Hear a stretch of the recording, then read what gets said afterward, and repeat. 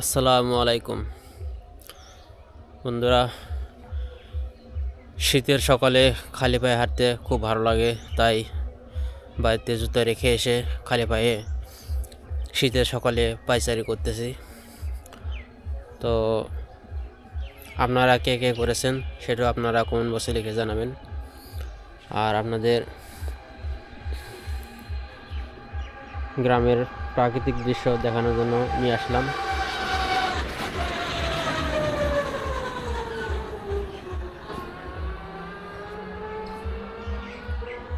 দেখুন গ্রামের সিনারি কত সুন্দর।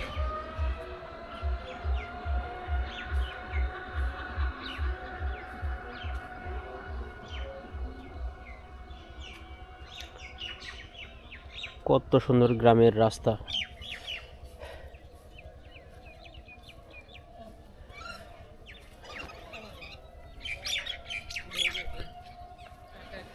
কি অবস্থা? সকালবেলা কি ব্যায়াম করিস?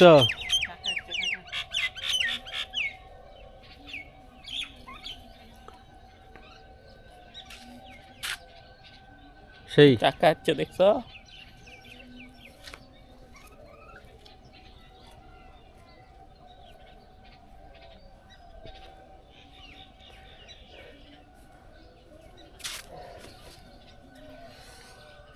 এই হলো আমাদের এলাকার পুকুর, কচুরি পানায় ভরা।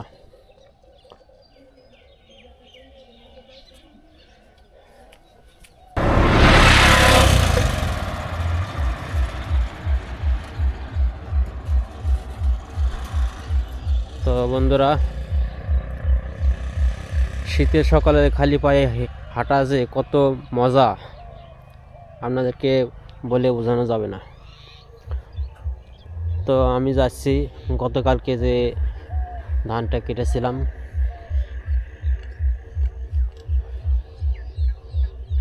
সেই ধানগুলো রাস্তার উপরে উঠে গেছে, সেগুলোকে নামিয়ে দেওয়ার জন্য যাচ্ছি।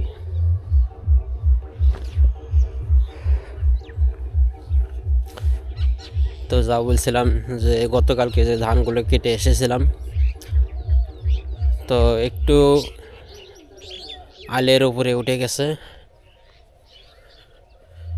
সেই ধানগুলি আলের উপর থেকে নামিয়ে দেওয়ার জন্য যাচ্ছি। এটা অনেকেই বলে কালো জিরা ধান,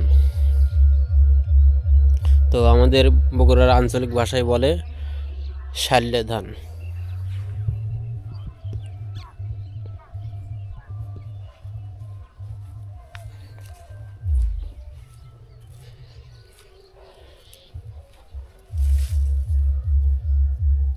বন্ধুরা দেখুন, এই হলো কালো জিরা ধান।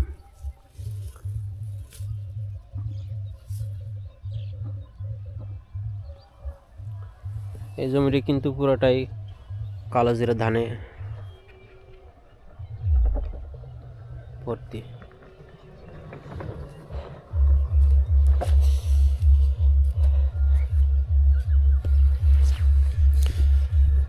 তো আপনাদের এলাকায় এই ধান কি নামে পরিচিত অবশ্যই জানাবেন। তো বন্ধুরা, এই আমাদের জমির ধারে এসেছি,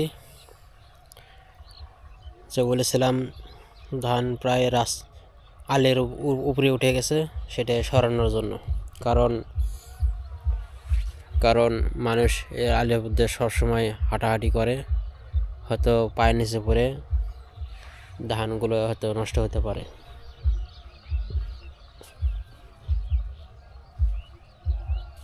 তো আমি এখান থেকে কিছু ধান সরিয়ে ফেলি।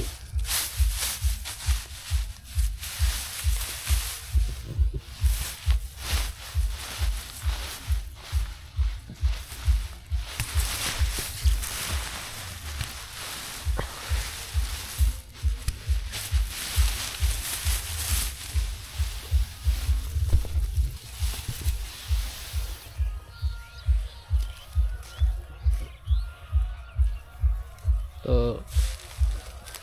বন্ধুরা দেখুন, আমি কিন্তু আটি কিন্তু সরিয়ে ফেলছি। তো যেখানে আমি গ্যাপ দেখতে পাচ্ছি সেখানে রাখবো। এই যেখানে গ্যাপ দেখতে পাচ্ছি এখানে রেখে দিলাম।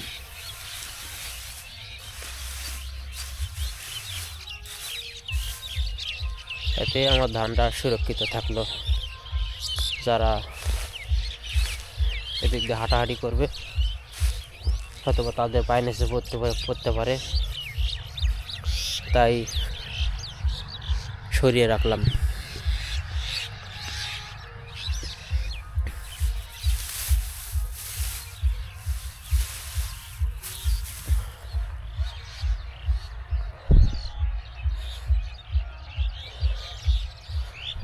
আর এখানে আরেকটি বিষয় আছে, ধানগুলো আরেকটু পিছিয়ে রাখি।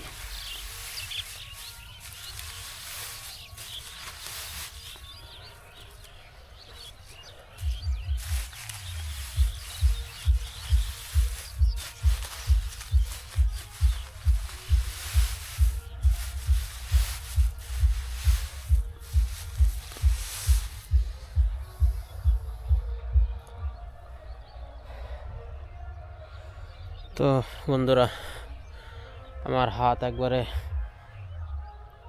শীতে ঠান্ডায় একবারে প্রায় অবশ হয়ে গেছে,